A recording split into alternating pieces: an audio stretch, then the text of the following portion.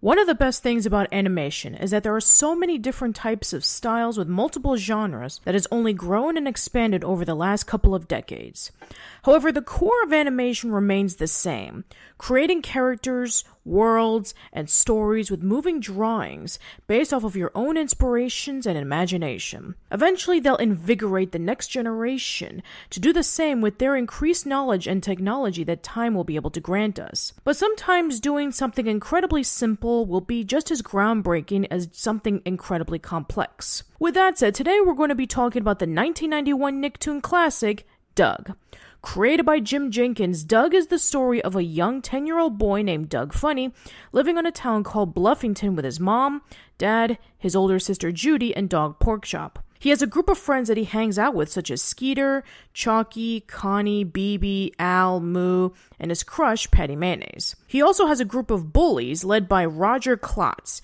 They tease Doug, but they would eventually get their consequential downfalls later on in the episode. While the premise of Doug may not sound very special by today's standards, it was indeed a much-needed program when it first came out. Why? Well, that'll be our subject with today's topic. How did Doug become influential with its simplicity? We're not just cartoons. We're Nicktoons. Not just cartoons. We're Nicktoons. Not just cartoons. We're Nicktoons. Not just cartoons. We're Nicktoons. Now, continuing with the premise of Doug, looking a bit more deeper, all of the issues that Doug was going through were relatable. The main plot of Doug were, for the most part, Doug's struggles with everyday life, such as school and growing up.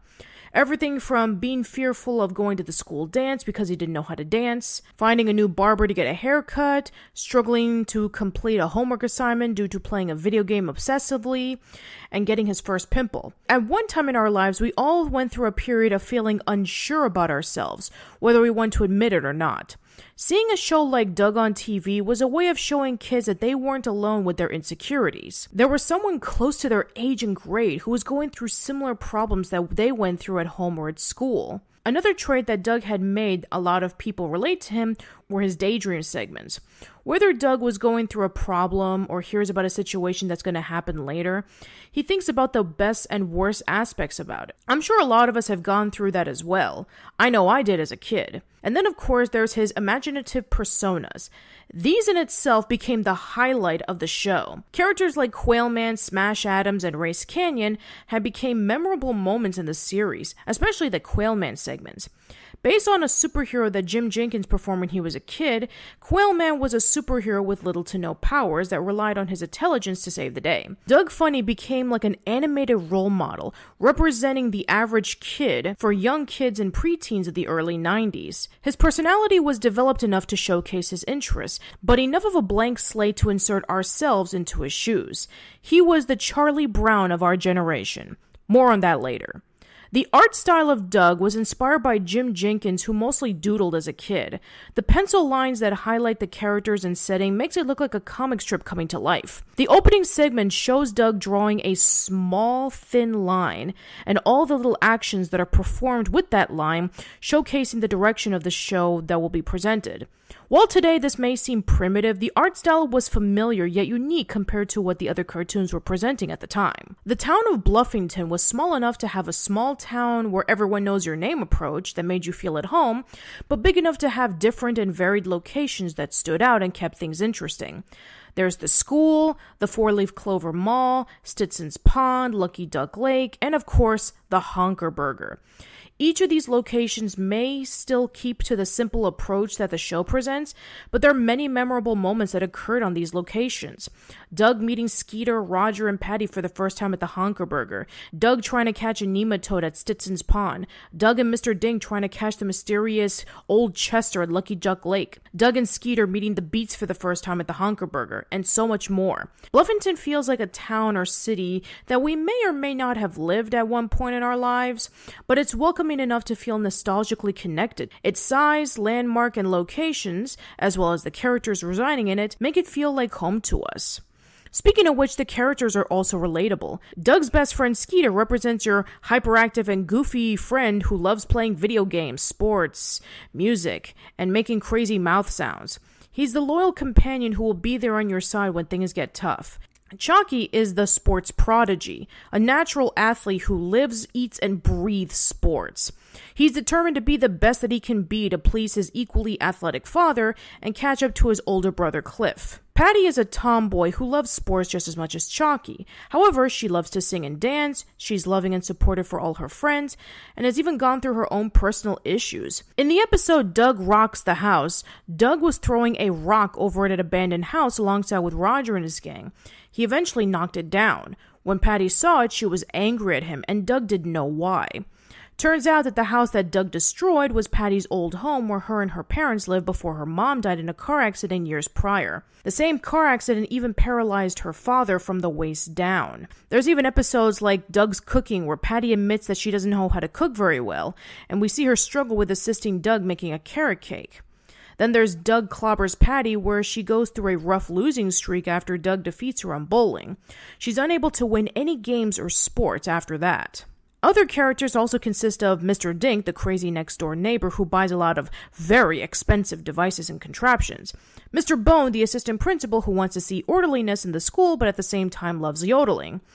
There are two more characters I want to give a bit more attention to right before continuing with our discussion.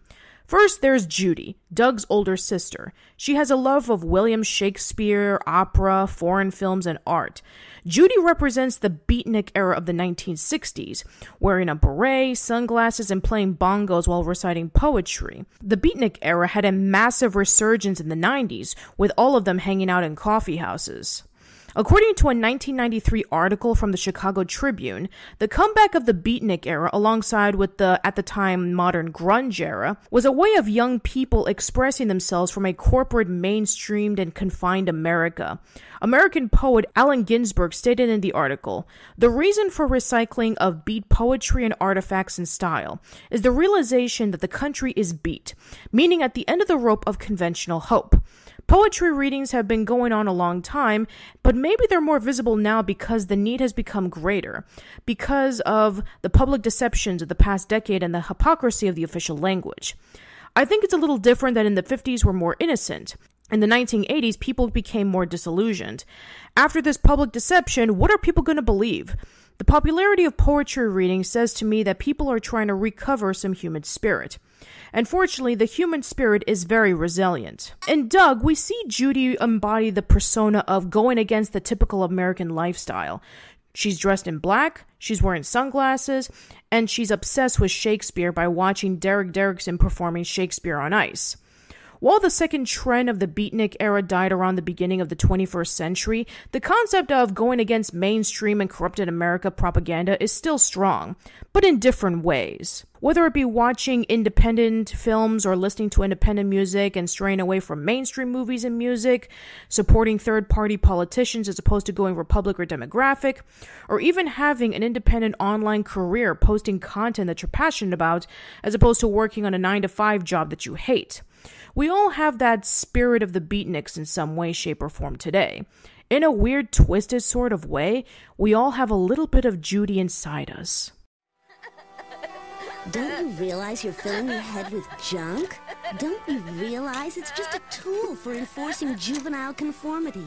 This, sir, is art. What you see before you isn't just an astronaut, green peas, and a pot roast. What we have here is the death of a boring pageant and the rebirth of history. The second person I want to focus on next is Roger. On the surface, Roger is your stereotypical over-the-top bully who picks on Doug and makes him do silly stunts that make him look like a fool. But seeing episodes such as Doug Takes a Hike, Doug Saves Roger, and Doug and Patty P.I. paints a different picture on the character. In Doug Takes a Hike, Doug finds a little snake during a hike in the woods to earn a merit badge. Roger is frightened of the snake, although it's completely harmless. Doug was taken advantage by Roger and could have easily told her showcase Roger's ophidiophobia in front of the entire Bluff Scout group. But he didn't. Roger was thankful for that. For a while, anyway. In Doug Saves Roger, Mr. Bones' nephew, Percy Femur, is transferred over to Mrs. Wingo's class, and Roger is being picked on by Percy. At first, Doug was glad that Roger was getting a taste of his own medicine of all the times he picked on him. But eventually, Doug felt bad for Roger and stood up for him when Percy was threatening him. Roger could have ran away from the situation after being free from Percy's clutches. At first, he did. However, he helped Doug by telling Mr. Bone about what his nephew was going to do to Doug after school. In Doug and Patty P.I., Doug and Patty solve a mystery involving with car bumpers stolen needed for a father-son wheelbarrow race at the picnic. After gathering clues and looking at the suspects, Doug figured out that it was Roger who did it. Roger wasn't doing it just because he was a jerk, it was for another reason. His father doesn't live here anymore, and I guess if Roger couldn't race, he didn't want anyone else to.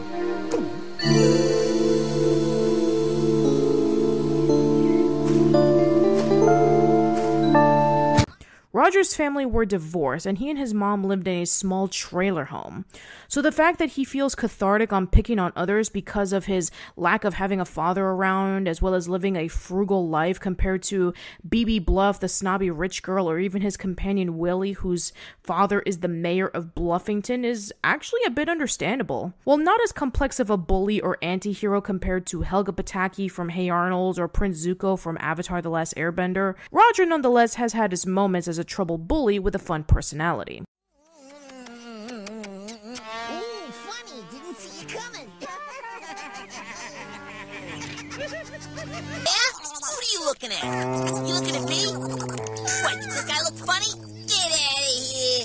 Hello, cuckoo! Hello, cuckoo! Come on, nematodes!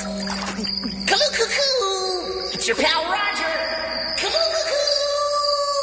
Hello, cuckoo! One of the main highlights of Doug is the music. Performed by Dan Sawyer and Fred Newman, the minimalist approach of combining Dan's instrumental performance and Fred's iconic mouth sounds and use of everyday items like rice in a paper bag or tapping sneakers together makes the background music unique and unheard of.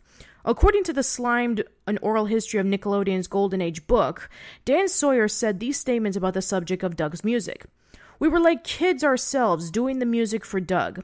Because it was so sparse and hand-done, it stands out. We didn't feel like we were constrained. Up until that point, most of the music heard in cartoons were derived from Carl Stalling, the guy who set the template for almost all animated cartoons. It's orchestral and has a lot of chromatic runs, and a lot of funny quotes from symphonies. I love that stuff. We were trying to do something different though. I was told years ago that there were 4 or 5 sounds not to use. The first was any human made, like singing, clapping, whistling, anything human-like. We weren't supposed to use that as an underscore. These kind of things would compete too much with the dialogue and take your attention away. We broke a lot of rules on all the Nickelodeon shows in those years. By going on an unsophisticated and unconventional approach to their soundtrack, they created songs that no other show before has done. The way that the music in Doug was featured made the show even more special. Den and Fred thought big.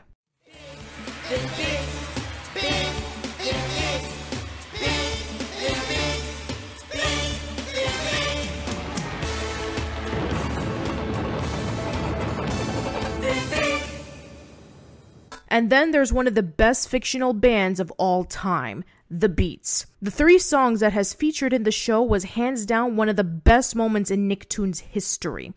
Even 25 years later, it's still remembered to this day and has become a major staple in our pop culture.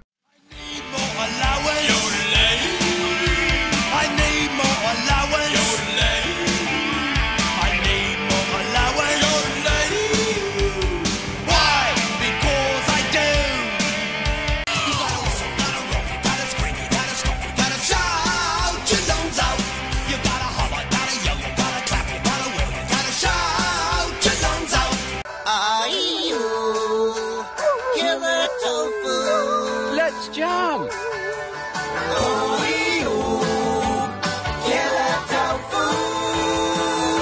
Going to what I said earlier, Doug was a show that we needed, even though we didn't know that we needed it. Most cartoons around the 80s were split between action-packed cartoons like Transformers, G.I. Joe, and He-Man and the Masters of the Universe, or lighthearted and colorful cartoons such as The Smurfs, My Little Pony, Rainbow Bright, and the Care Bears. What all these cartoons had in common was that they were pre-existing properties trying to sell the latest toy or merchandise. While it is true that Doug did appear as a mascot for a grapefruit juice commercial in 1989, Doug never marketed grapefruit juice in the series. In fact, the mascot's name wasn't even Doug at all. He was originally called Brian. Jim eventually changed it to Doug because he wanted the character's name to be more generic. The basic premise of everyday life of a young kid hadn't been done since at least the Charlie Brown and Snoopy show that ran from 1983 to 1986. For the most part, when Doug came out for Nickelodeon, it was a breath of fresh air to see an original character going through relatable things. Because of Doug, the slice of life genre became a lot more prevalent for children's television. Throughout the later half of the 90s and beginning of the 2000s, cartoons about kids going through everyday situations became a lot more common, and they would put their own spin on the genre, and even improve on the simple formula that Doug laid the foundation for. Because of that, many people look back on Doug and criticize it for being incredibly bland and uninteresting. While I can understand their critiques and can even agree that Doug doesn't hold up as well as the other Nicktoons, because of its simple approach of its premise, art, characters, and music, people still go back to watching Doug, calling it a definitive classic.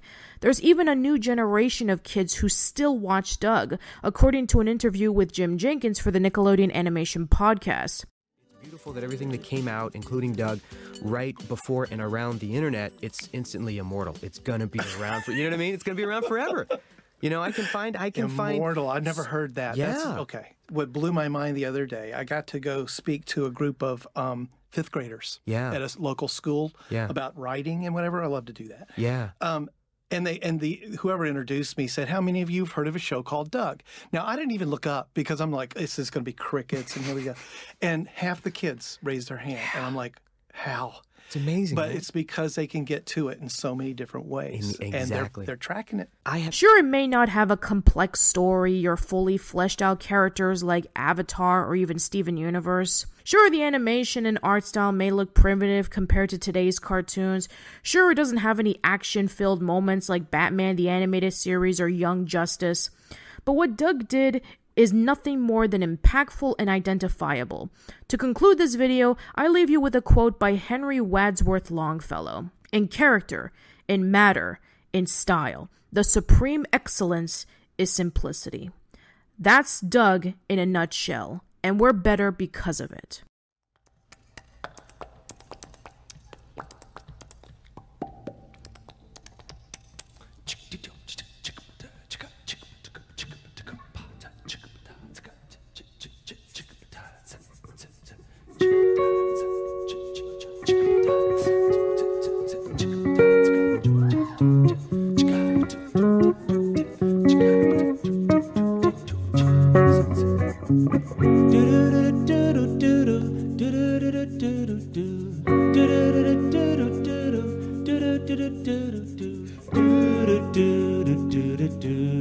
do do do